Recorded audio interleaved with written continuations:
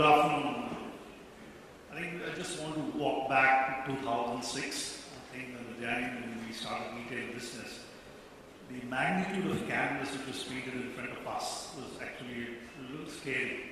We had to open up 1,500 stores, 34,000 people, 90 cities and 14 states, and that magnitude of work was mind-boggling. In fact, the look back will be the greatest learning experience for all of us being part of Reliance Retail. There is no company in the world probably imagines to do this kind of expansion in such a short capsule time.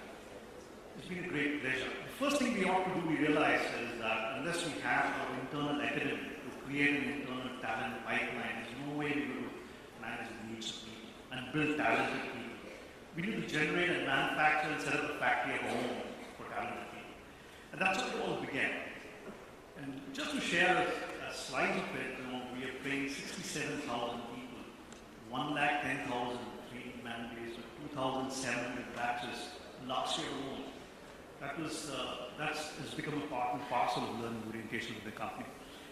Out of the 17 academies that we have within the organization under the umbrella of Reliance Retail Academy, I want to take a slice of one case study to just give you what was the key learning on productivity impact. About a year back, we realized that this brand is WorkSmart. In fact, in the morning, someone was talking to me, learning to smartly work. It was actually called as WorkSmart. We realized some of the processes that we are writing and what some of the policies that we are making sitting in the comfort of corporate offices, is it really going to work or is it working in real life? So there was a cross-functional team set up of functions from operations, HR, training. We had for merchandising, marketing, 18 people selected cross-functionally and went to stores. Now, giving away from the normal practice of locking your hands behind and observing what people do, we didn't go for an audit. The choice was to work with the associates. So we unloaded the trucks, we did cashiering, we cleaned the shelf and uploaded the products all together with the associates and also talked to them what pinches and what are the pain areas. We found 700 observations, either it impacted our processes or policies or technology or equipment. 700 of them. So that was an eye-opener. We came back to our corporate office, revisited all our processes, policies, and mind you, they're all relating to various functions. It had operations impact, it was training, it was HR. It was as good as someone's expectation of a career not known. In fact, that was also an observation captured. The 700 was broken into various parts. We rewrote, redrafted it in 45 days. Now all these things have to be retrained. We need to re-communicate. So we created 265 small training capsules, could be from 5 minutes to 10 minutes, with videos plus PowerPoint and e-learning opportunity. Now the biggest challenge, how do you roll this out? And the mandate was that we have to achieve to train 12,200 people in value format in 4 months. So we used a very innovative model.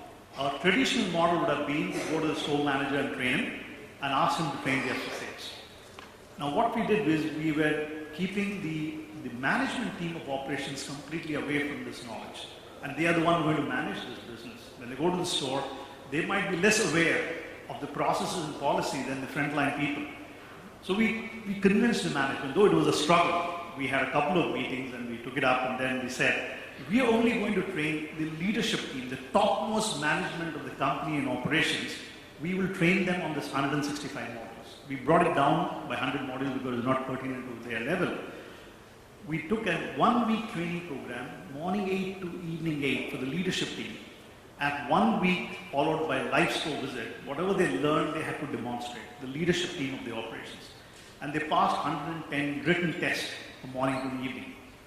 Idea was not to torture and the pleasure and sadistic pleasure of making them uncomfortable. You know, what we realized is, then we requested them, you please go and train your subordinates. So they went and the 14 state heads, along with the operations head, trained 54 area managers and cluster managers in the same fashion of 1 week of classroom and 1 week of live store. We told this 54 cluster managers to go and train 1,400 store managers in classroom and 1 week of live store. And this was the easier part because most of this training was outside a store. And mind you, in this whole process, the mandate was not to lose even 1 minute of business hour. And we accept the managers could be taken on, but you can't take the frontline people out of the store.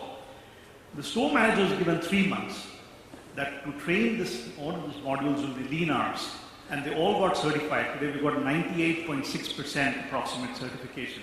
All the 12,200 people have been certified. And the business impact that we could see is improvement in sales. The cashiering scan fees reduced, the speed of it was much faster. We had an internal audit score drastically changed. And the learning for us is how if we orchestrate, in fact the audio of a piano, if you have an orchestra of multiple functions coming together and work seamlessly without getting worried. In fact, the philosophy on which we started the academy, one of the popular questions is if you have this academy and training how many people you have? We have much lesser people than what you would expect, because the philosophy is one who does the job teaches. Our job of an academy is to create an ecosystem for people to teach and coach them. Our job is to facilitate this process, convince the management, and make it impressive to go and teach your people.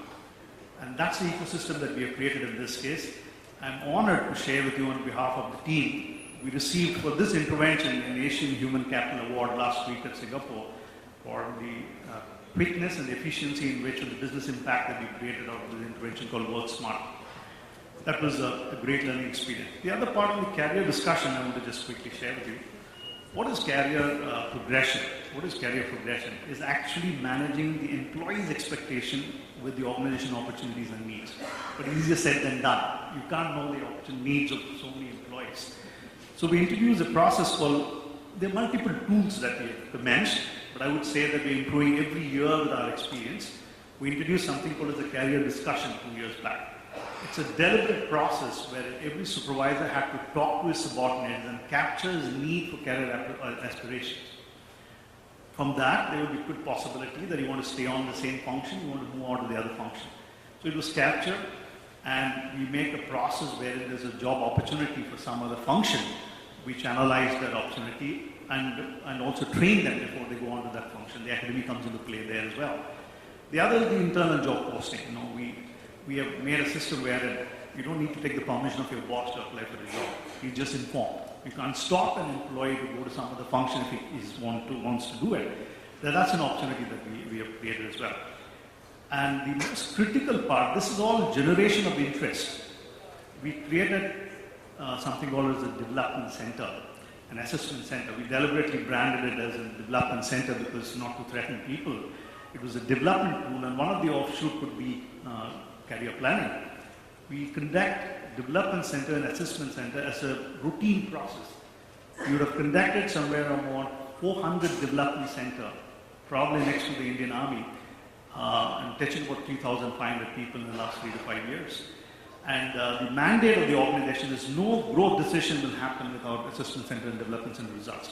So your performance and development center, that is your competence and performance put together, will happen. In this process, we also identify his competence lies in many development centers. We realize that he's not probably suitable for some of the function. So we give the channel of opportunity for him to move and go into that function. But honestly, it's a learning process. Every year we learn something new. But I can see that we are doing much better every year. And if we are not a learning organization, we can't prescribe to others and tell them to be part of learning and development. So it's been a pleasure. That's what I want to share with you all. Thank you, and next over to Venkatraman Girish, please. Okay. I'll still call it morning. It's not afternoon until you have your lunch. So, good morning, all of you. So, I come from Jubilant Foodworks. Some of you may be familiar, more familiar with our brands, Domino's Pizza and Dunkin' Donuts. Jubilant Foodworks is not a very new organization.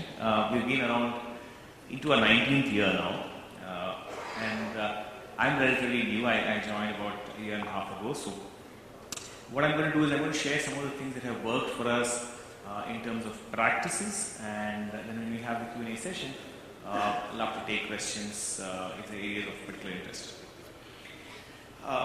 So like any organization, we have a lot of common jargon and phrases within the company. So one of the common phrases which is used is if you don't make it, bake it, or take it, then help those